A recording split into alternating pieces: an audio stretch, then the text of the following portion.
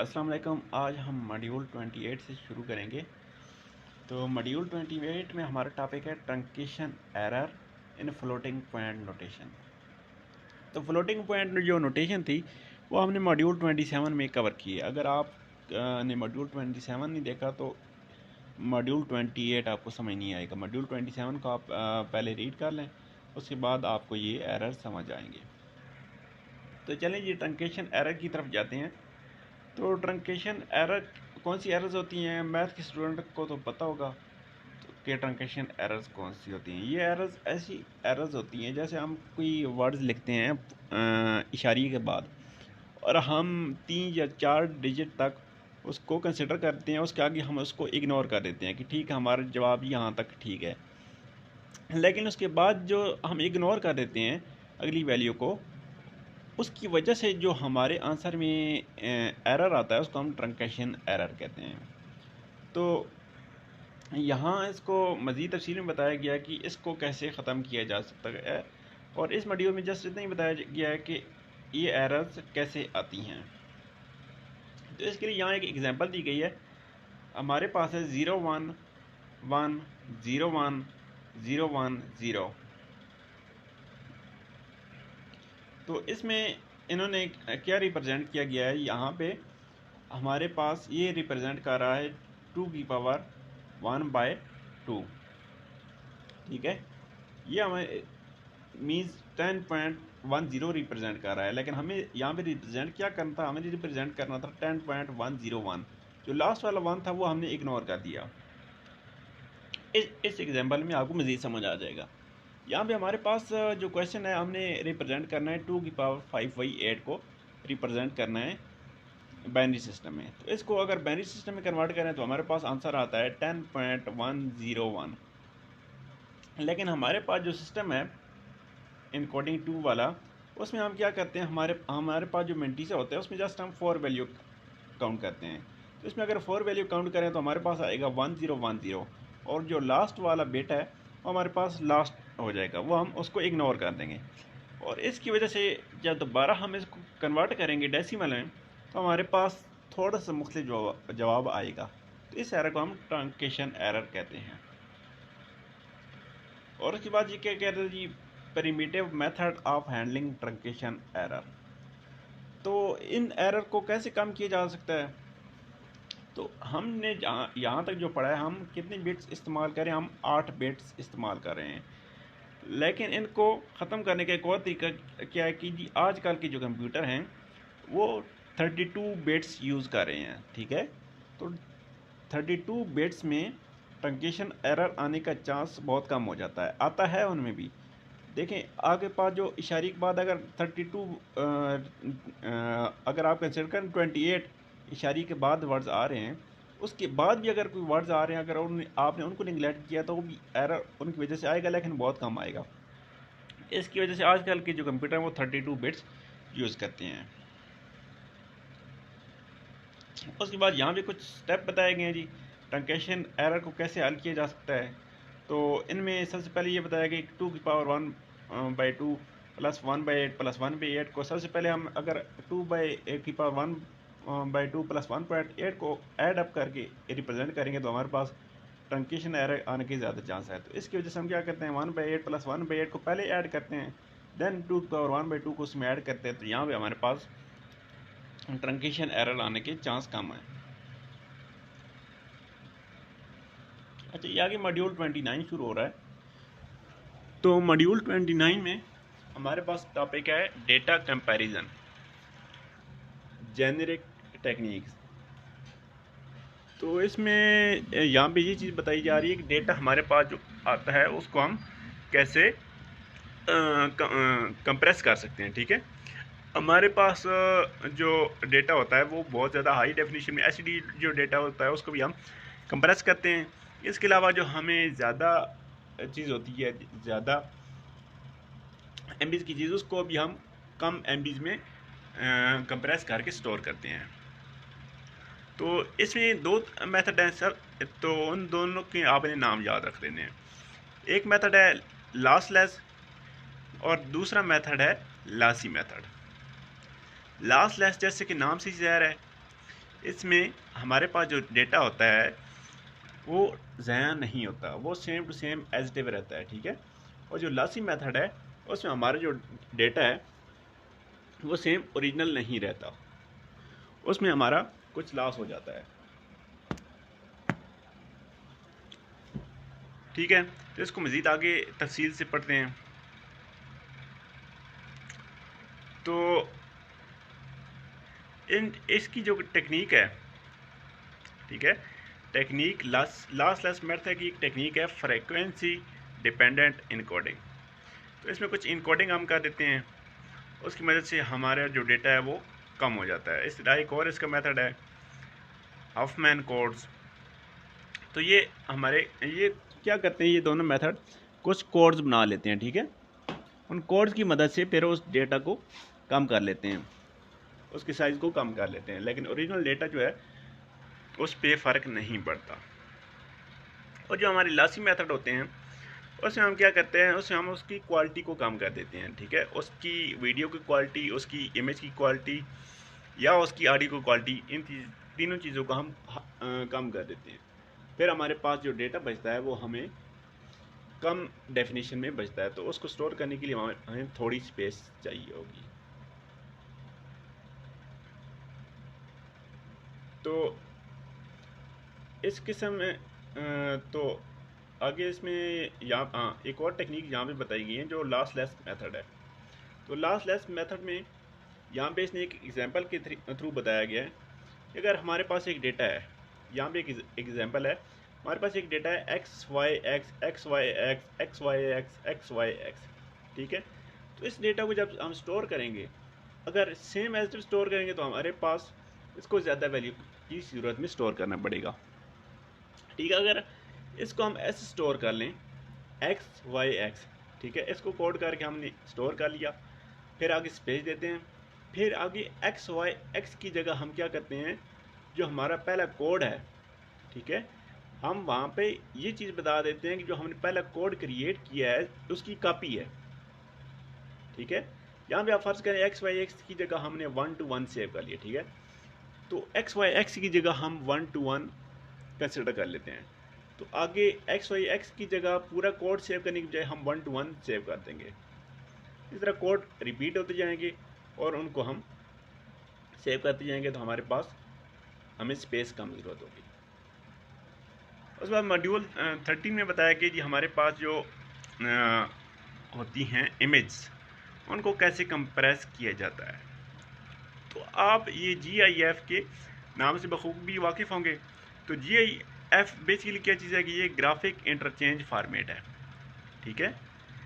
GIF graphic interchange format है और इसको GIFF या JIFF मुख्तलिफ नामों से पुकारा जाता है। तो ये एक्चुअली होता क्या चीज़ है, हमारे पास जो इमेज होती है, ठीक है, हमारे पास जो इमेज होती है उसके जो पीछे ग्राफ होता है उसको थोड़ा चेंज करके दिखाता है। सेम इमेज इसने कॉपी कर ली होती है, अगली इमेज में ये बताता है कि उस इमेज में थोड़ा इतना ग्राफ चेंज है, तो उस अगली इमेज में ये बताता है कि इतना ग्राफ चेंज है। तो हमारे पास जो वीडियो होती है वो बेसिकली क्या चीज़ होती है, वो हमारे पास पिक्चर्स का मजमू होती है, ठीक है। एक पिक्चर पे दूसरी पे तीसरी पे चौथी, इधर पिक्चर का जो मजमू होता है वो वीडियो होती है। तो GIF क्या करता है, एक पिक्चर को कॉपी करके उसके ग्राफ जो होते हैं उसको चेंज करता है, ठीक है।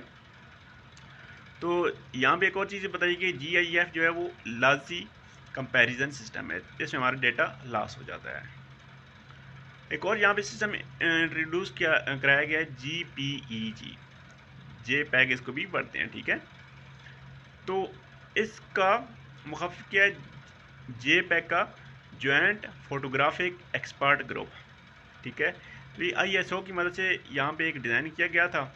इसका आजकल फ़ोटोग्राफी कैमराज में वाइडली इस्तेमाल है। तो ये लॉसलेस मेथड है, इसमें हमारी पिक्चर या video same as it is रहती है, उसकी क्वालिटी कम नहीं होती। तो ये कॉमन इस्तेमाल वाली मेथड है। एक और मेथड है जी TIFF tagged image file format. तो ये भी लास्ट मेथड है। तो ये मेथड करते क्या है, बेसिकली हमारी जो वीडियो होती है या इमेज होती है उसके कुछ थोड़े बहुत एक कोड जो सेम होते हैं उनको कॉपी कर लेते हैं, बाकी हमारी सेम की सेम इमेज ही स्टोर करते हैं। उसके बाद मॉड्यूल 31 में क्या चीज़ बताई गई, data comparison, compressing audios and video. जैसे कि मॉड्यूल 30 में हमने पढ़ा कि हम एक पिक्चर को कैसे कंप्रेस कर लेते हैं, इधर मॉड्यूल 31 में ये चीज़ बताई जा रही है कि हम ऑडियो या वीडियो को कैसे कंप्रेस करते हैं।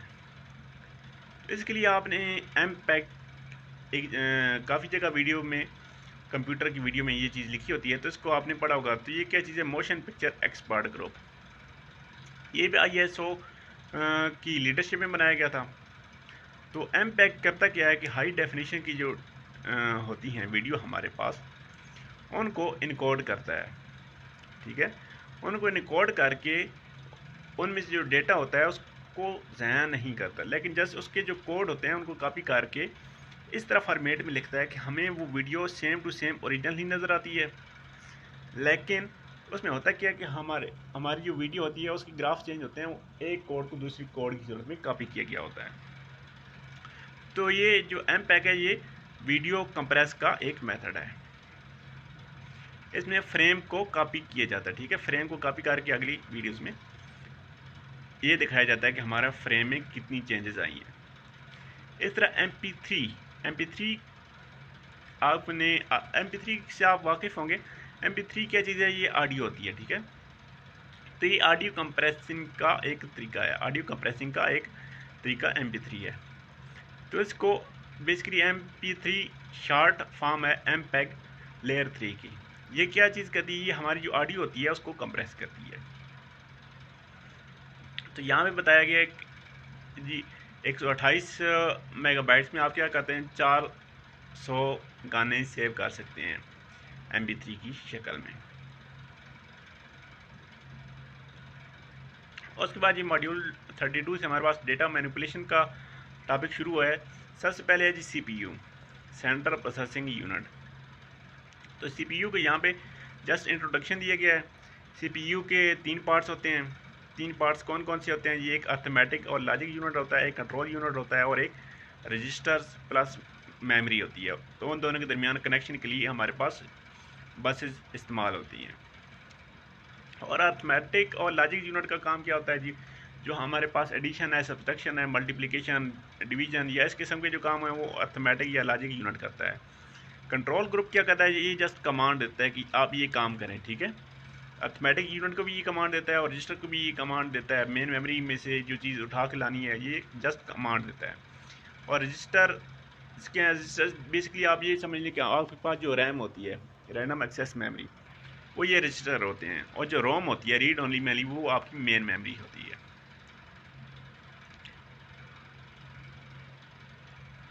अच्छा, इसकी यहाँ पे कुछ बताया गया कि ये काम कैसे करता है।